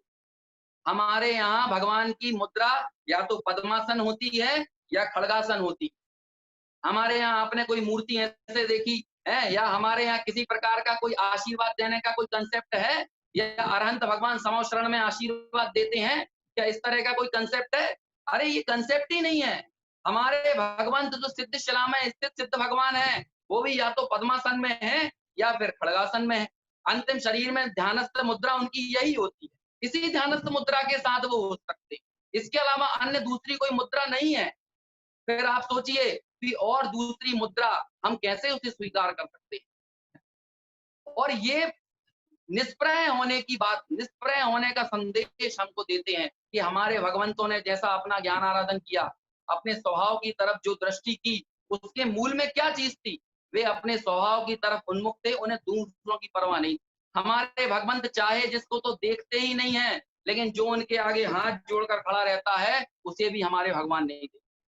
क्यों? क्योंकि जिसे स्वभाव की खबर होती है उसे दुनिया से कोई अपेक्षा नहीं होती कि आप उसका हाथ जोड़ो, कि आप उसे उलाहना दो, उसे फर्क नहीं पड़ता। लेकिन जो प्रशंसा को सुन के जो अहंकारी हो जाए और जो उलाहना के शब्द सुनकर जो क्रोधी हो जाए, समझना अभी धर्म उससे कोसों दूर है। और आज सर्वत्र यही चीजें चल रही हैं। हमारा जजमेंट, हमारे दूसरों को देखने की नजर, हम दूसरों से मान सम्मान चाहते हैं, है ना? और यदि कोई हमारे अनुसार यदि प्रवृत्ति नहीं करता है तो उसको हम सर्टिफिकेट देते घूमते हैं कि ये धार्मिक नहीं है, इन्हें ये करो, इन्हें घर से निकालो, इन्हें समाज से निकालो, इन्हें यहाँ से निकालो, ये इसके अधिकारी नहीं है, उसके अधिकारी नहीं। अरे भाई, ये लोग तो हमारे संविधान को नहीं समझते हैं तो जैन दर्शन को क्या समझेंगे? अरे संविधान स्वतंत्रता का अधिकार देता है, और ये रिस्ट्रिक्शन लगाने वाले लोग दरअसल अपनी दबी हुई कषायों को बाहर निकाल निकाल कर जिस जिसको रोक लगाते हैं। तत्व प्रचार से लोगों को रोकते हैं, शिविर लगाने से रोकेंगे, धर्म प्रचार से रोकेंगे, स्वाध्याय से रोकेंगे। कहीं स्वाध्याय यदि चल रहा हो तो वहां जाकर किसी ना किसी प्रकार का उत्पात मचाएंगे। भाई, अपनी कषायों को इतना उग्र मत कीजिए, बल्कि अपने दोषों को समझने के लिए हमें जिनवाणी मिली। दूसरों के दोषों को बताने के लिए तो वास्तव में ये सेकेंडरी काम है ना? कि सहज ही जिनवाणी की चर्चा करते हुए यदि ये बात आए, तो फिर पहले में पहले मेरा कर्तव्य ये बनता है कि मेरे अंदर ऐसा कोई दोष हो तो उसको दूर करने के लिए मेरे को प्रयास करना चाहिए। और यदि ये प्रयास मेरा नहीं है तो समझना मैं या तो जनरंजन के भाव में पड़ा हुआ हूँ या मनोरंजन के भाव में पड़ा हुआ हूँ। और तीसरा जो कि बहुत स्थूल है वो तो कल रंजन है, शरीर को रंजायमान करना है। लेकिन ये दुनिया ये चारवाक मती जैसी हो गई है। चारवाक मत समझते हैं ना? नौ नौ दर्शनों का जिक्र आता है हमारे यहाँ भारतीय दर्शन में। 9 दर्शन हैं, उनमें से 6 दर्शन को तो वैदिक दर्शन कहा है और 3 दर्शन को अवैदिक दर्शन कहा है। उनमें से जैन, बौद्ध और चारवाक के अवैदिक दर्शन कहलाते हैं। इसमें चारवाक तो एकदम भौतिकवादी दर्शन है। वो तो इस तरह की बात कहता है कि यावत जीवे सुखम जीवे ऋणम कृत्वा घृतम पिबेत भस्मीभूतस्य देहस्य पुनरागमनम कुतः। इस तरह की बातें करता है चारवाक मत। वहां पर तो सीधी बात है कि जब तक जियो सुख से जियो, उधार लेके घी पियो, ये देह भैया यहीं विलय हो जाने वाली है, पुनर्जन्म कुछ नहीं होता, पुण्य पाप कुछ नहीं होता, है ना? मतलब वो एकदम नितांत नास्तिक दर्शन जिसे हम कह सकते हैं। तो वास्तव में लोग भले ही चारवाक ना हो नाम से, लेकिन उनकी प्रवृत्ति चारवाकियों जैसी है। आज हम देखें ना, जैनों की प्रवृत्ति भी कितनी भौतिकवादी हो गई। लोग बाग कितना ज्यादा तवज्जो देते हैं अपने शरीर को, अपने संयोगों को, भोगों को, है ना? जैसे लगता है इसमें ही जीवन है ना? चाहे जिस जिस प्रकार से अपने संयोग बढ़ाते जाएं, विषयों को बढ़ाते जाएं, पंचेंद्रिय के विषयों की पूर्ति करते चले जाएं और उन पंचेंद्रियों के विषयों को बढ़ाते हुए ही लोग ये सोचते हैं कि हमारा जीवन धन्य हो गया। लोग इस तरह से बातें करते हैं कि जब हम इस शहर में आए थे तो हमारे पास कुछ भी नहीं था, हैं? हम तो 500 1000 रुपए लेकर आए थे, लेकिन आज मैंने क्या-क्या बना लिया है। क्या-क्या बना लिया? पूछो उनसे, तो बताएँगे उनकी प्रॉपर्टी क्या है। वो कहेंगे हमने भैया 4 40 एकड़ ज़मीन खरीद ली, 4 आलीशान मकान बना लिए, 6-6 गाड़ियाँ कर ली, है ना? शेयर मार्केट में 10 करोड़ बैंक बैलेंस इन्वेस्टमेंट कर दिया। इस तरह से इसे अपनी प्रॉपर्टी मानते हैं। हमारे आचार्यों से पूछो भाई तेरी प्रॉपर्टी क्या है? तेरी संपदा क्या है? तो आचार्य कहते हैं कि उपयोग ही तेरी संपदा है। तेरे ज्ञान दर्शन आदि जो गुण है यही तेरी संपदा है। और यदि तुझे किसी चीज़ को बर्बाद होने से बचाना है तो अपने ज्ञान दर्शन को बर्बाद होने से बचा। और चरणानुयोग में जो जितनी बंदिशें लगाई गई हैं, वास्तव में वो इस ज्ञान दर्शनोपयोग की बर्बादी को रोकने के लिए है। लेकिन लोग बाहर से तो आचरण का पालन करते हुए देखे जाते हैं, लेकिन अंदर में ऐसे स्वरूप की तरफ उन्मुखता बिल्कुल नहीं रहती। आप लोग सोच रहे होंगे ये बात कहाँ लिखी? भाई कदम-कदम पर लिखी, कदम-कदम पर लिखी। नारायण स्वामी ने इसको भी कोई बल नहीं दिया है। आप पढ़ लीजिए, है ना? जंगल में चला जाए लेकिन वो भी माला के आरोहण का अधिकारी नहीं है। यदि जंगल में जाकर भी उसे पूर्व व्रतानुस्मरण के तौर पर भोग ही याद आते हैं। 94 नंबर की गाथा ज्ञान समुच्चय सार। अनेश्रुत जानाति व्रत क्रिया अनेकधा, अनेक कष्ट कर्तव्यम ज्ञानहीनो वृथा भवे। पढ़िए आप। अनेक शास्त्रों को जानता हो, है ना? व्रत तप क्रिया अनेकता, बहुत व्रत तप क्रियाओं को करता हो, लेकिन कहते हैं कि वो अनेक कष्ट कर्तव्यम, वो मात्र कष्ट सहता है। क्यों? क्योंकि ज्ञानहीनो वृथा भवे। यदि ज्ञान से शून्य है तो ये सारी चीजें वृथा हैं। इनका कोई औचित्य नहीं है, इनका कोई मूल्य नहीं। समझिए तो सही, लेकिन हमारी दृष्टि कहाँ है? भगवती आराधना नाम का ग्रंथ है, आचार्य शिवार्य के द्वारा, शिव कोटि आचार्य भी उनको कहते हैं। वहां उन्होंने मुनिराजों के लिए ये लिखा, क्योंकि वो पूरा ग्रंथ वास्तव में मुनिराजों की ही मुख्यता से लिखा गया ग्रंथ है। उनके आचरण को ही बताने वाला बहुत ही ओजस्वी शैली का ग्रंथ है। अद्भुत ग्रंथ है, 2000 से ज्यादा गाथाएं हैं। वहां पर आचार्य शिवकोटि लिखते हैं कि जो जो ये सोचता है कि मैं यहाँ थोड़ा त्यागी तपस्वी हो जाऊं और अगले भाव में मेरे को स्वर्ग आदि की प्राप्ति हो जाएगी, इसलिए यहाँ थोड़ा सा संयम कर लेता हूँ और बाद में भोग संयोग मिलेंगे संयम से। जो ऐसी लालसा से व्रत तप पालन करता है उसे क्या उदाहरण देते हैं?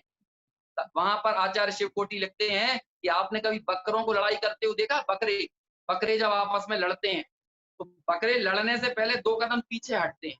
तो वो पीछे हटे इसका मतलब ये नहीं कि उनको वैराग्य आ गया है।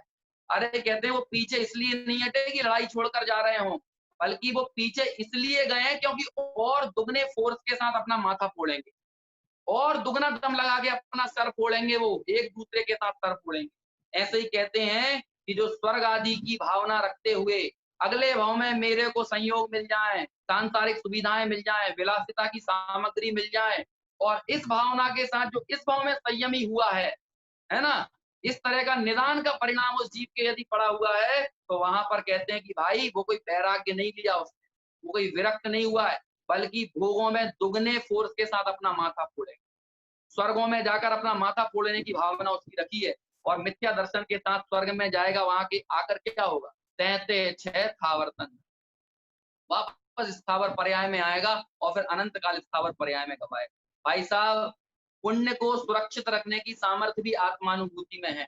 आप करणानुयोग को पढ़िए, आपको पता चलेगा 15 कोड़ा कोड़ी सागरोपम का साता वेदनीय असाता वेदनीय में संक्रमित हो जाता है यदि आपका अगला भाव ना हो। लेकिन लोग निर्णय करने की तरफ जोर नहीं देते, क्रियाओं की तरफ बहुत जोर देते हैं। उन्हें इस बात से, प्रवृत्ति से बहुत ज्यादा उनका बल मिलता है कि देखो कुछ करना धरना पड़ेगा, कुछ करना धरना पड़ेगा। भाई अकर्तृत्व का दर्शन है, मैं पर का करता नहीं हूँ, शरीर का करता नहीं हूँ। इस बात की स्वीकृति, इस बात का निर्णय तो हो, और बिना निर्णय के चाहे जो भी करेगा उसके बाद परिणाम क्या निकलने वाला है। बातें यूं तो करने को बहुत हैं, खैर समय अपना ऑलमोस्ट हो ही चुका है, लेकिन क्या कहूँ, क्या इतना कहने पर भी लगता है कि अभी बहुत कुछ कह जाना बाकी है। इन 3 प्रकार के कल रंजन, मनोरंजन, जनरंजन की चर्चा में ही तारण स्वामी ने इतनी बातें कही हैं, इतनी चर्चा की है, और अन्यत्र भी आगम ग्रंथों को आप उठाइए तो हमारी सूक्ष्म से सूक्ष्म भूलों को के ऊपर प्रकाश डाला है, हमें दर्पण दिखाया है। और जब हम हमारा ही चेहरा इन आगम में देखते हैं तो हमें क्या लगता है, हम हमारे उस दोष को दूर नहीं करेंगे, बल्कि क्या कहेंगे, जैसे कोई मूर्ख व्यक्ति हो और वो अपना आईने में चेहरा देखे और चेहरे पे दाग लगा हो और वो आईना फोड़ दे, तो आप उसे क्या कहोगे? कहेंगे भाई तू चेहरे का दाग तो दूर करता नहीं है, और चेहरे का दाग यदि आईना दिखा देता है तो आईने को ही फोड़ देता है। ऐसे ही हमारे जीवन के, हमारे भीतर, हमारे अंतरतम के दोषों को इस जिनवाणी में हम देखते हैं, तो हम कहते हैं अरे जिनवाणी विनवाणी पढ़ने की कोई जरूरत नहीं, इस तरह के शब्द बोलने लगते हैं। आगम के अभ्यास ही नहीं होना चाहते। कोई सदगुरु का यदि हमें जीवन में कोई ऐसा समागम मिले तो हम उनके संसर्ग में नहीं जाना चाहते। कोई जा रहा हो तो उसको जाने नहीं देते। स्वयं भी धर्म से नहीं जुड़ते, दूसरों को भी धर्म से नहीं जुड़ने देते। भाई यही समझिए कि अनंतानुबंधी जोर मार रही, मोहनीय कर्म जोर मार रहा है कि अभी समझना कि ये जो व्यक्ति स्वयं धर्म से ना जुड़े और अन्यत्र भी इस तरह का उसकी प्रवृत्ति हो कि जहां जाए वहां उत्पात मचाकर दूसरों को भी धर्माराधन ना करने दे, धर्माराधन से रोके, समझना इससे बड़ा दोष और दूसरा दुनिया में कोई नहीं। संपूर्ण जिनवाणी अपने मतों का प्रवर्तन करने के लिए नहीं बनी, अपनी अपनी दुकानें चलाने के लिए नहीं बनी है, अपना अपना कहना चाहिए मठ बनाने के लिए नहीं मिली है। ये सारी चीजें यदि किसी लिए मिली हैं तो एकमात्र आत्म कल्याण के लिए। समाज और धर्म में फर्क समझना हमें पड़ेगा। हम सामाजिक व्यवस्थाओं को धर्म मान लेते हैं। सामाजिक व्यवस्था समष्टि की ओर केंद्रित इशारा करती है, लेकिन धर्म नितांत व्यक्तिगत चीज। धर्म अनुभव, अनुभूति का नाम है, और यदि वो अनुभूति नहीं है तो धर्म भी नहीं। और समाज लोगों से मिलकर बनता है, लेकिन धर्म लोगों से मिलकर नहीं बनता। हमें ये समझना पड़ेगा कि हम सामाजिक क्रियाओं को करते हुए ये सोचते हैं कि शायद हमारा धर्म हो गया है, तो हमें इस भूल से पहले निकलना पड़ेगा। बहुत धैर्य के साथ, बहुत ही शांति के साथ ये सोचना पड़ेगा, क्योंकि यदि नहीं सोचेंगे तो ये पर्याय की स्थिति तो वैसे ही थोड़े काल की है और बहुत तीव्र गति के साथ इसका व्यय भी हो रहा है। अब हम ये निर्णय करें कि हमको दुनिया को सुधारना है या स्वयं इस जनवाणी के मार्ग का अनुचरण करके अवलंबन लेकर स्वयं मुक्ति के मार्ग पर आगे बढ़ना है और हमारे भाव का अभाव करना है। हम क्या चाहते हैं, बहुत बड़ी जिम्मेदारी है, हमें ये समझना पड़ेगा। श्रीमद राजचंद्र जी कहते थे कि भाई जितनी रुचि, जितनी शक्ति, सामर्थ्य, है ना, और जितना पुरुषार्थ ये संसार शरीर और भोगों के प्रति करता हुआ देखा जाता है, उससे दुगनी, दुगनी तो क्या कहें, अनंत गुनी रुचि, उससे अनंत गुना गुनी जिज्ञासा, अनंत गुना एकत्व के साथ इसे अपने स्वरूप के सन्मुख होना पड़ेगा। क्यों? क्योंकि हमें एक भाव में अनंत भावों का अभाव करना है। अब जिम्मेदारी सोचिए कितनी बड़ी, और ये पर्याय बीत जाएगी, इसके बाद कहाँ जाएंगे, क्या ठिकाना है, किसी को मालूम नहीं। यदि हमको 6, 7, 8 घंटे, 10 घंटे का सफर करना हो तो हम 4-4 महीने पहले रिजर्वेशन कराते हैं, लेकिन इस भाव के बाद इस जीव का कहाँ क्या गति होगी, कैसे इसका अनंत संसार का कैसा परिभ्रमण होगा, उस बात की इसको परवाह नहीं है। और हम क्या सोचते हैं, थोड़ा पुण्यादि क्रियाएं करके स्वर्ग में चले गए तो समझ लो अच्छी गति मिल गई। और गति बिगड़ने का मतलब क्या होता है, नरक निगोद में चले गए तो गति बिगड़ गई। अरे भाई मिथ्यात्व सहित कहीं भी जाओ वो गति बिगड़ना ही है, और सम्यक्त्व सहित कहीं भी जाओ, नरक में भी चले जाओ, सम्यक्त्व सहित यदि है तो समझना गति बिगड़ी नहीं है। अब अनंत संसार बढ़ने वाला नहीं है, अनंत संसार चुल्लू भर रह गया है ना, पंच परावर्तन, और ऐसे अनंतों पंच परावर्तन इस जीव ने अनेकों बार किए। अब ये समझना कि उस पंच परावर्तन में से अर्ध पुद्गल परावर्तन काल शेष रह गया है। फिर ये ना भी चाहेगा कि मुक्ति ना मिले, लेकिन सम्यक दर्शन इसे सिद्धशिला में, सिद्धालय में ले जाकर ही मानेगा। ऐसे उस सम्यक दर्शन के लिए सर्व प्रकार से संयोग समागम हमें मिले हैं, और ऐसे तत्व को सुनने की रुचि भी मिली है, लेकिन वो तत्व को हम जनरंजन, मनोरंजन या कलरंजन के भाव से ना सुने, दिखने दिखाने के लिए ना सुने, दुनिया को बदलने के लिए ना सुने, अपने अहंकार को, अपने पक्ष को पुष्ट करने के लिए ना सुने, बल्कि ईमानदारी के साथ शुद्धात्मा के सन्मुख होने की भावना के साथ सुने। और यकीन मानिए, जब आपका शुद्धात्मा की तरफ, एक कहते हैं ना कि यदि किसी चीज को पाने की, है ना, किसी चीज को हृदय से प्राप्त करने की अंतरतम में यदि तीव्रतम भावना है और उस भावना के अनुरूप कार्य ना हो, तो समझना इस पूरे ब्रह्मांड को शून्य होना पड़ेगा। भावना भवनाशिनी। शीतल प्रसाद जी ने ममल पहाड़ की टीका में एक स्थान पर लिखा, जैसा भावे वैसा हो जावे। भाव तो सही। आचार्य कुंद ने समय सार में लिखा, जो शुद्ध भावे आत्म को वो शुद्धता को प्राप्त हो, जो अविशुद्ध भावे आत्म को वो अविशुद्धता को प्राप्त हो। यदि अशुद्ध भावोगे तो अशुद्धता को प्राप्त होगी, और अपने को शुद्ध भावोगे तो शुद्धता को प्राप्त होगी। लेकिन इस पर्याय के आश्रय से शुद्धता की भावना नहीं हो सकती। अपने त्रिकाली द्रव्य की तरफ दृष्टि करके ही शुद्धता की भावना हो सकती है। और ऐसी उस शुद्धात्म तत्व की तरफ उन्मुख करने का मार्ग हमको जिनवाणी के माध्यम से मिलता है। जिनवाणी के अभ्यास में हमको आलसी नहीं होना चाहिए, प्रमादी नहीं होना चाहिए। स्वयं अध्ययन और स्वयं अभ्यास करके ईमानदारी के साथ सिर्फ आत्म कल्याण की भावना रखते हुए यदि अभ्यास हम करें और जन रंजन, मन रंजन, कल रंजन के भाव को छोड़ें, इन तीनों प्रकार के राग से विरक्ति लें और हम सभी ऐसे निरंजन तत्व के सच्चे उपासक बने और निरंजन तत्व की प्राप्ति करके साधी अनंत काल के लिए सिद्धालय में विराजमान हो, सिद्धों की श्रेणी में हम भी जाएं और फिर नमो सिद्धाणम के माध्यम से हमारी भी जगत स्तुति करता रहे। लेकिन जगत भले ही नमो सिद्धाणम कह के सिद्धों की स्तुति करे, लेकिन सिद्धों को उससे भी फर्क नहीं पड़ता। सिद्ध तो अपने स्वरूप में ही मग्न रहते हैं और अनंत काल पर्यंत अपने स्वरूप का अनंत आनंद का उपभोग करते हैं। ऐसे हम अनंत आनंद का उपभोग करके परम कल्याण को प्राप्त करें। इसी मंगल भावना के साथ अभी अपनी बात को यहीं विराम देता हूँ।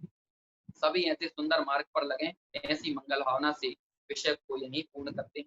सभी से सादर जय जिनेंद्र, जय तारण।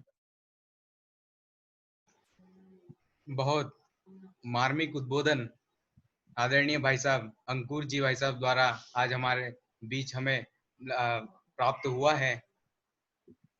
और मैं आप सभी से निवेदन करना चाहता हूं कि आपके अगर प्रश्न हो तो आप अपने फोन से, लैपटॉप से आप हैंड रेज कर सकते हैं और आपका प्रश्न हम आदरणीय भाई साहब के सामने रखेंगे। भाई साहब, आदरणीय रूवी जी जैन, इनका प्रश्न है।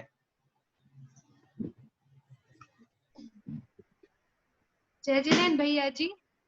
भैया जी, मेरा प्रश्न ये है कि जैसे अभी स्वभाव की ओर तो इतना उपयोग नहीं लगता, लेकिन प्रवचन सुनने में बहुत उपयोग लग जाता है, तो ये मनोरंजन का विषय है क्या?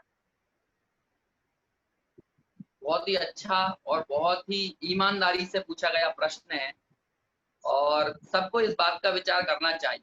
देखिए, ये प्रश्न पूछा गया है कि हम स्वभाव की तरफ तो उन्मुख नहीं हो रहे हैं, लेकिन प्रवचन आदि सुनने में या अन्य कुछ क्रियाकलापों में, स्वाध्याय करने में मन लग रहा है, तो ये मनोरंजन का विषय है या नहीं। देखिए, ये निर्णय तो आपको अपने हृदय पर हाथ रखकर विचार करना पड़ेगा कि ये मनोरंजन का विषय है या नहीं। क्योंकि और यदि स्वाध्याय करने में और जिनवाणी सुनने में हमें जोर किस बात का, दो चीजों का बल रहेगा, या दो तो क्या कहें, उन दो तीन चीजों में आप कई चीजें गर्भित कर सकते हैं कि आपको सिर्फ टाइम पास करना है, या दूसरा आपको स्वर्ग की चाह है, सांसारिक अनुकूलताओं की चाह है ना, सांसारिक सुख संयोग आदि प्राप्त हो जाए, इसकी भावना है। तो यदि ऐसी कोई भी भावना है तो ये तो राग जो है ये संसार मार्ग ही है। लेकिन यदि प्रवचन आदि सुनने में हमारी ये भावना है कि हम हमारी इस वर्तमान पर्याय रूप जो पर्याय मूलता है, मैं अपने आप को जो संसार शरीर भोगों रूप मान रहा हूँ या इनसे अपने आप को सुखी महसूस करने की जो उल्टी मिथ्या मान्यता है, यदि इसे दूर करने की ईमानदारी पूर्वक भावना है, तो इसी स्वाध्याय आदि सुनने को या स्वाध्याय आदि करने को, यद्यपि ये क्रिया पुण्य रूप है, लेकिन यदि ये स्वरूप के सन्मुख होने की भावना के साथ है ना, यदि भावना का बल होता है। देखिए, हमारे यहाँ कामना शब्द का प्रयोग नहीं है जैन दर्शन, भावना शब्द का बड़ा महत्व है। संसार शरीर और भोगों की कामना होती है, लेकिन स्वरूप के सन्मुख जाने की या मुक्ति की भावना होती है। और ऐसे मुक्ति की, आत्मानुभव की भावना के साथ यदि जिनवाणी का श्रवण, पठन, अध्ययन इत्यादि है, तो ये पुण्य क्रिया होते हुए भी परंपरा से मुक्ति का कारण है।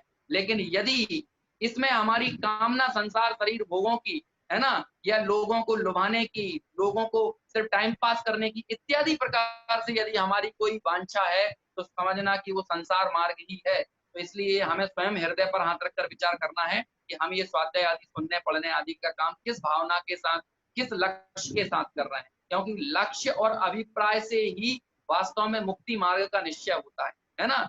लक्ष्य यदि आपका उत्तम हो और प्रवृत्ति कदाचित सूक्ष्म भी, मतलब प्रवृत्ति थोड़ी सी कमजोर भी हो, लेकिन लक्ष्य यदि महान है तो आपको आपके लक्ष्य के अनुसार फल मिलेगा। मैं एक और बहुत छोटी सी बात कह रहा हूं, उसे समझिए। हमारे जैन दर्शन में नियमों में अल्पता तो चल सकती है, लेकिन नियमों में शिथिलता नहीं चल सकती। प्रतिज्ञा में अल्पता, आप प्रतिज्ञा अल्प लो लेकिन लक्ष्य बड़ा रखो। लेकिन जो भी प्रतिज्ञा लो, जो भी नियम लो, उसमें शिथिल मत हो, छोटा नियम लो। ये जरूरी नहीं है लोग बड़ा नियम लें और छोटे काम करें, है ना, तो वो उचित नहीं है। आप 15 मिनट स्वाध्याय सुने, लेकिन 15 मिनट सुनते हुए लक्ष्य यदि आपका स्वभाव के सन्मुख जाने का है तो वो कार्यकारी है। और आप 2 घंटे 4 घंटे स्वाध्याय करें और आपका लक्ष्य सिर्फ क्षयोपशम ज्ञान बढ़ाना हो, आपका लक्ष्य 4 आदमियों को जिनवाणी सुनाना हो, आपका लक्ष्य 4 लोगों से तारीफें बटोरना हो, तो यदि ऐसे लक्ष्य के साथ घंटों भी जिनवाणी का श्रवण पठन किया जाए तो वो लक्ष्य वास्तव में उत्तम नहीं है। लेकिन अल्प क्रिया, लेकिन उत्तम लक्ष्य, महान लक्ष्य, महान भावना, तो महान भावना वास्तव में फलदायी है, कार्यकारी है। और ऐसी भावना के परिणाम स्वरूप निश्चित ही हम स्वरूप के सन्मुख हुए बिना नहीं रहेंगे, क्योंकि उस स्वरूप तक पहुंचने का मार्ग हमको आगम से ही पता चलता है। इसलिए आगम का अभ्यास करना श्रेयस्कर ही मानना चाहिए। धन्यवाद भैया।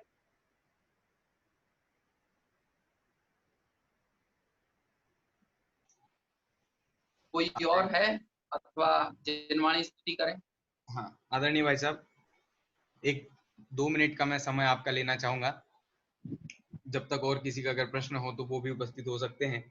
भाई साहब, अखिल भारतीय तारण तरण दिगंबर जैन युवा सभा के तत्वावधान में ऑनलाइन बाल एवं प्रौढ़ संस्कार शिविर 2020 10 मई से 17 मई तक का आयोजन किया गया था, जिससे ऑनलाइन धार्मिक शिविर की श्रृंखला की नींव तारण समाज में रखी गई थी, जिसमें हमें 1300 रजिस्ट्रेशन प्राप्त हुए थे और करीबन 600 बच्चों ने इसमें, मतलब 600 शिविरार्थियों ने इसमें एग्जाम दिया था।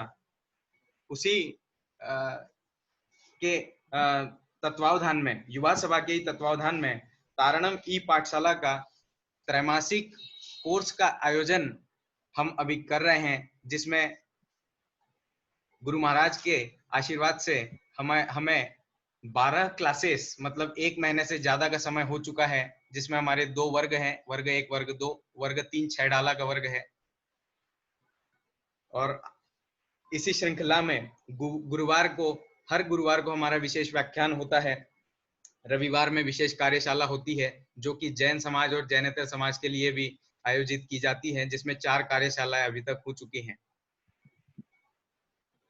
इस संक्षिप्त परिचय के बाद, तारणम ई पाठशाला के परिचय के बाद, आज के इस अद्भुत और मार्मिक व्याख्यान के सार रूप में मैं आदरणीय मामा जी प्रतिष्ठाचार्य जी पंडित श्री राजेंद्र कुमार जी जैन शिरपुर, इनको आमंत्रित करना चाहता हूं कि वो व्याख्यान का सार हमारे सामने प्रेषित करें। आदरणीय मामा जी।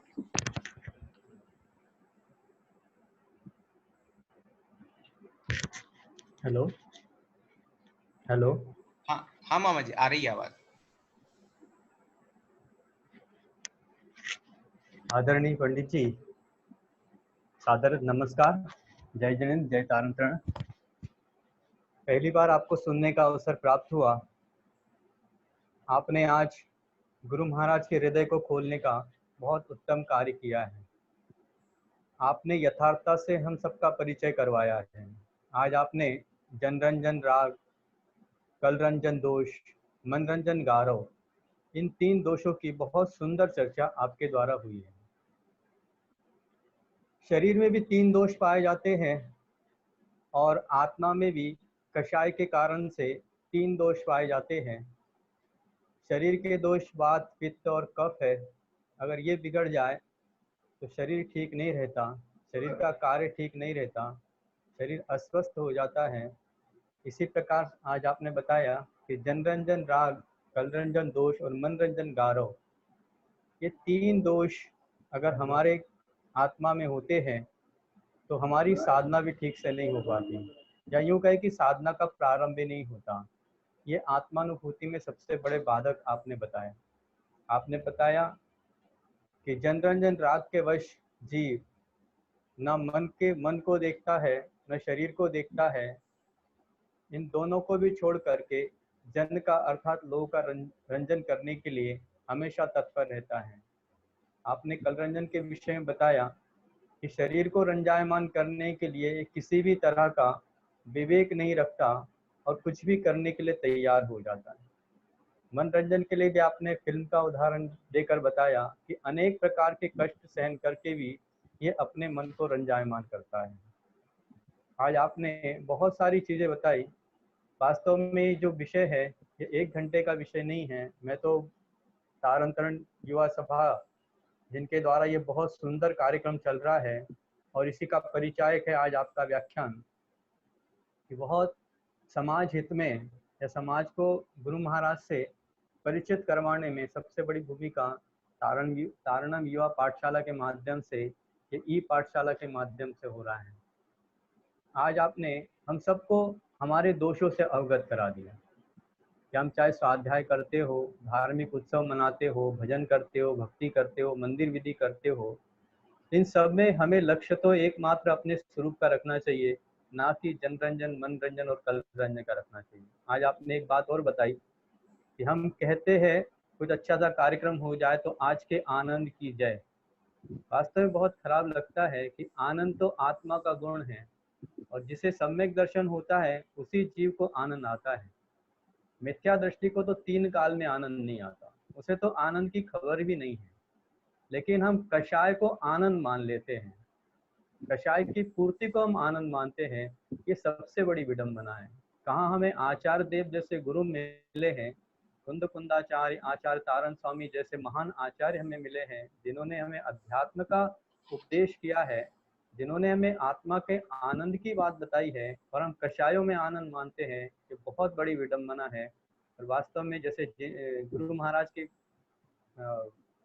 शब्दों में कहा जाए, हाँ ठीक, गुरु महाराज के शब्दों में कहा जाए तो हम सब जिन्द्रोही जिन वचन लोपनम, इस बात को हम अपना रहे हैं।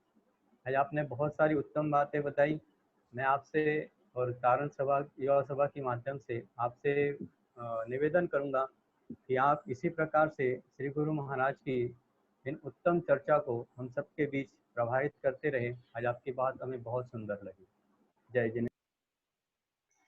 बहुत बहुत धन्यवाद आदरणीय मामा जी।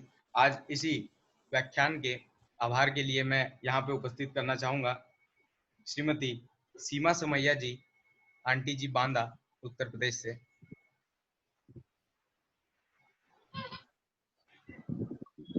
जय जिनेन्द्र भैया। जय जिनेन्द्र। जय जिनेन्द्र, जय जिनेन्द्र। अखिल भारतीय तारणकरण दिगंबर जैन युवा सभा के तत्वाधान में जो तारणवी शिविर ने आज ये आयोजन किया, उसके लिए मैं बहुत आभार व्यक्त करती हूँ। और अंकुर भैया के लिए क्या कहूँ, सच कहूँ भैया तो ये जनरंजन, कलरंजन, मनरंजन, ये शब्द सबसे पहले मैंने आपके मुख से सुने थे जब आप बांदा आए थे। तब मुझे पता चला था कि तारण स्वामी ने उपदेश सूत्र सार में ऐसा कुछ लिखा है। उसके पहले इसका ज्ञान नहीं था। तभी से मैंने ये उस शास्त्र को पढ़ा और आज फिर आपको सुनने का मौका मिला। बहुत बहुत आभार। और युवा परिषद से तो मैं अनुरोध करूंगी कि भैया का एक व्याख्यान यदि डेली हो तो बहुत ही अच्छी बात है, क्योंकि मैंने तारणम शिविर में भी भैया की मालारोहण की क्लास अटेंड की। भैया बहुत अच्छा बोलते हैं और वास्तव में आज तो भैया ने हमको आईना दिखाया है कि हम भी कलरंजन, जनरंजन, मनरंजन दोष से गर्वित तो नहीं हो रहे हैं, इसलिए आईना दिखाया है, सब उस चीज को समझे। बहुत बहुत आभार भैया। और शिविर वालों से मैं पुनः अनुरोध करूंगी कि भैया की एक क्लास डेली हो तो बहुत अच्छा रहेगा। जय जिनेन्द्र। धन्यवाद आदरणीय आंटी जी। यह प्रोग्राम आयोजन किया था अखिल भारतीय तारण तरण दिगंबर जैन युवा सभा की ओर से आयोजन किया गया था। और ये जो प्रोग्राम चल रहा है तारणम ई पाठशाला का प्रोग्राम चल रहा है। आदरणीय भाई साहब, हम स्तुति के जरिए आज के व्याख्यान माला का समापन करते हैं। आदरणीय भाई साहब जिनवाणी स्तुति करेंगे। निज निधि निज में बताई यह अनंत उपकार है, इसके लिए जिन वाणी माँ को वंदना शत बार है, वंदना शत बार है। जा वाणी के ज्ञान ते सूझे लोकालो, सो वाणी मस्तक नमो सदा देत प्रभु, सदा देत प्रभु।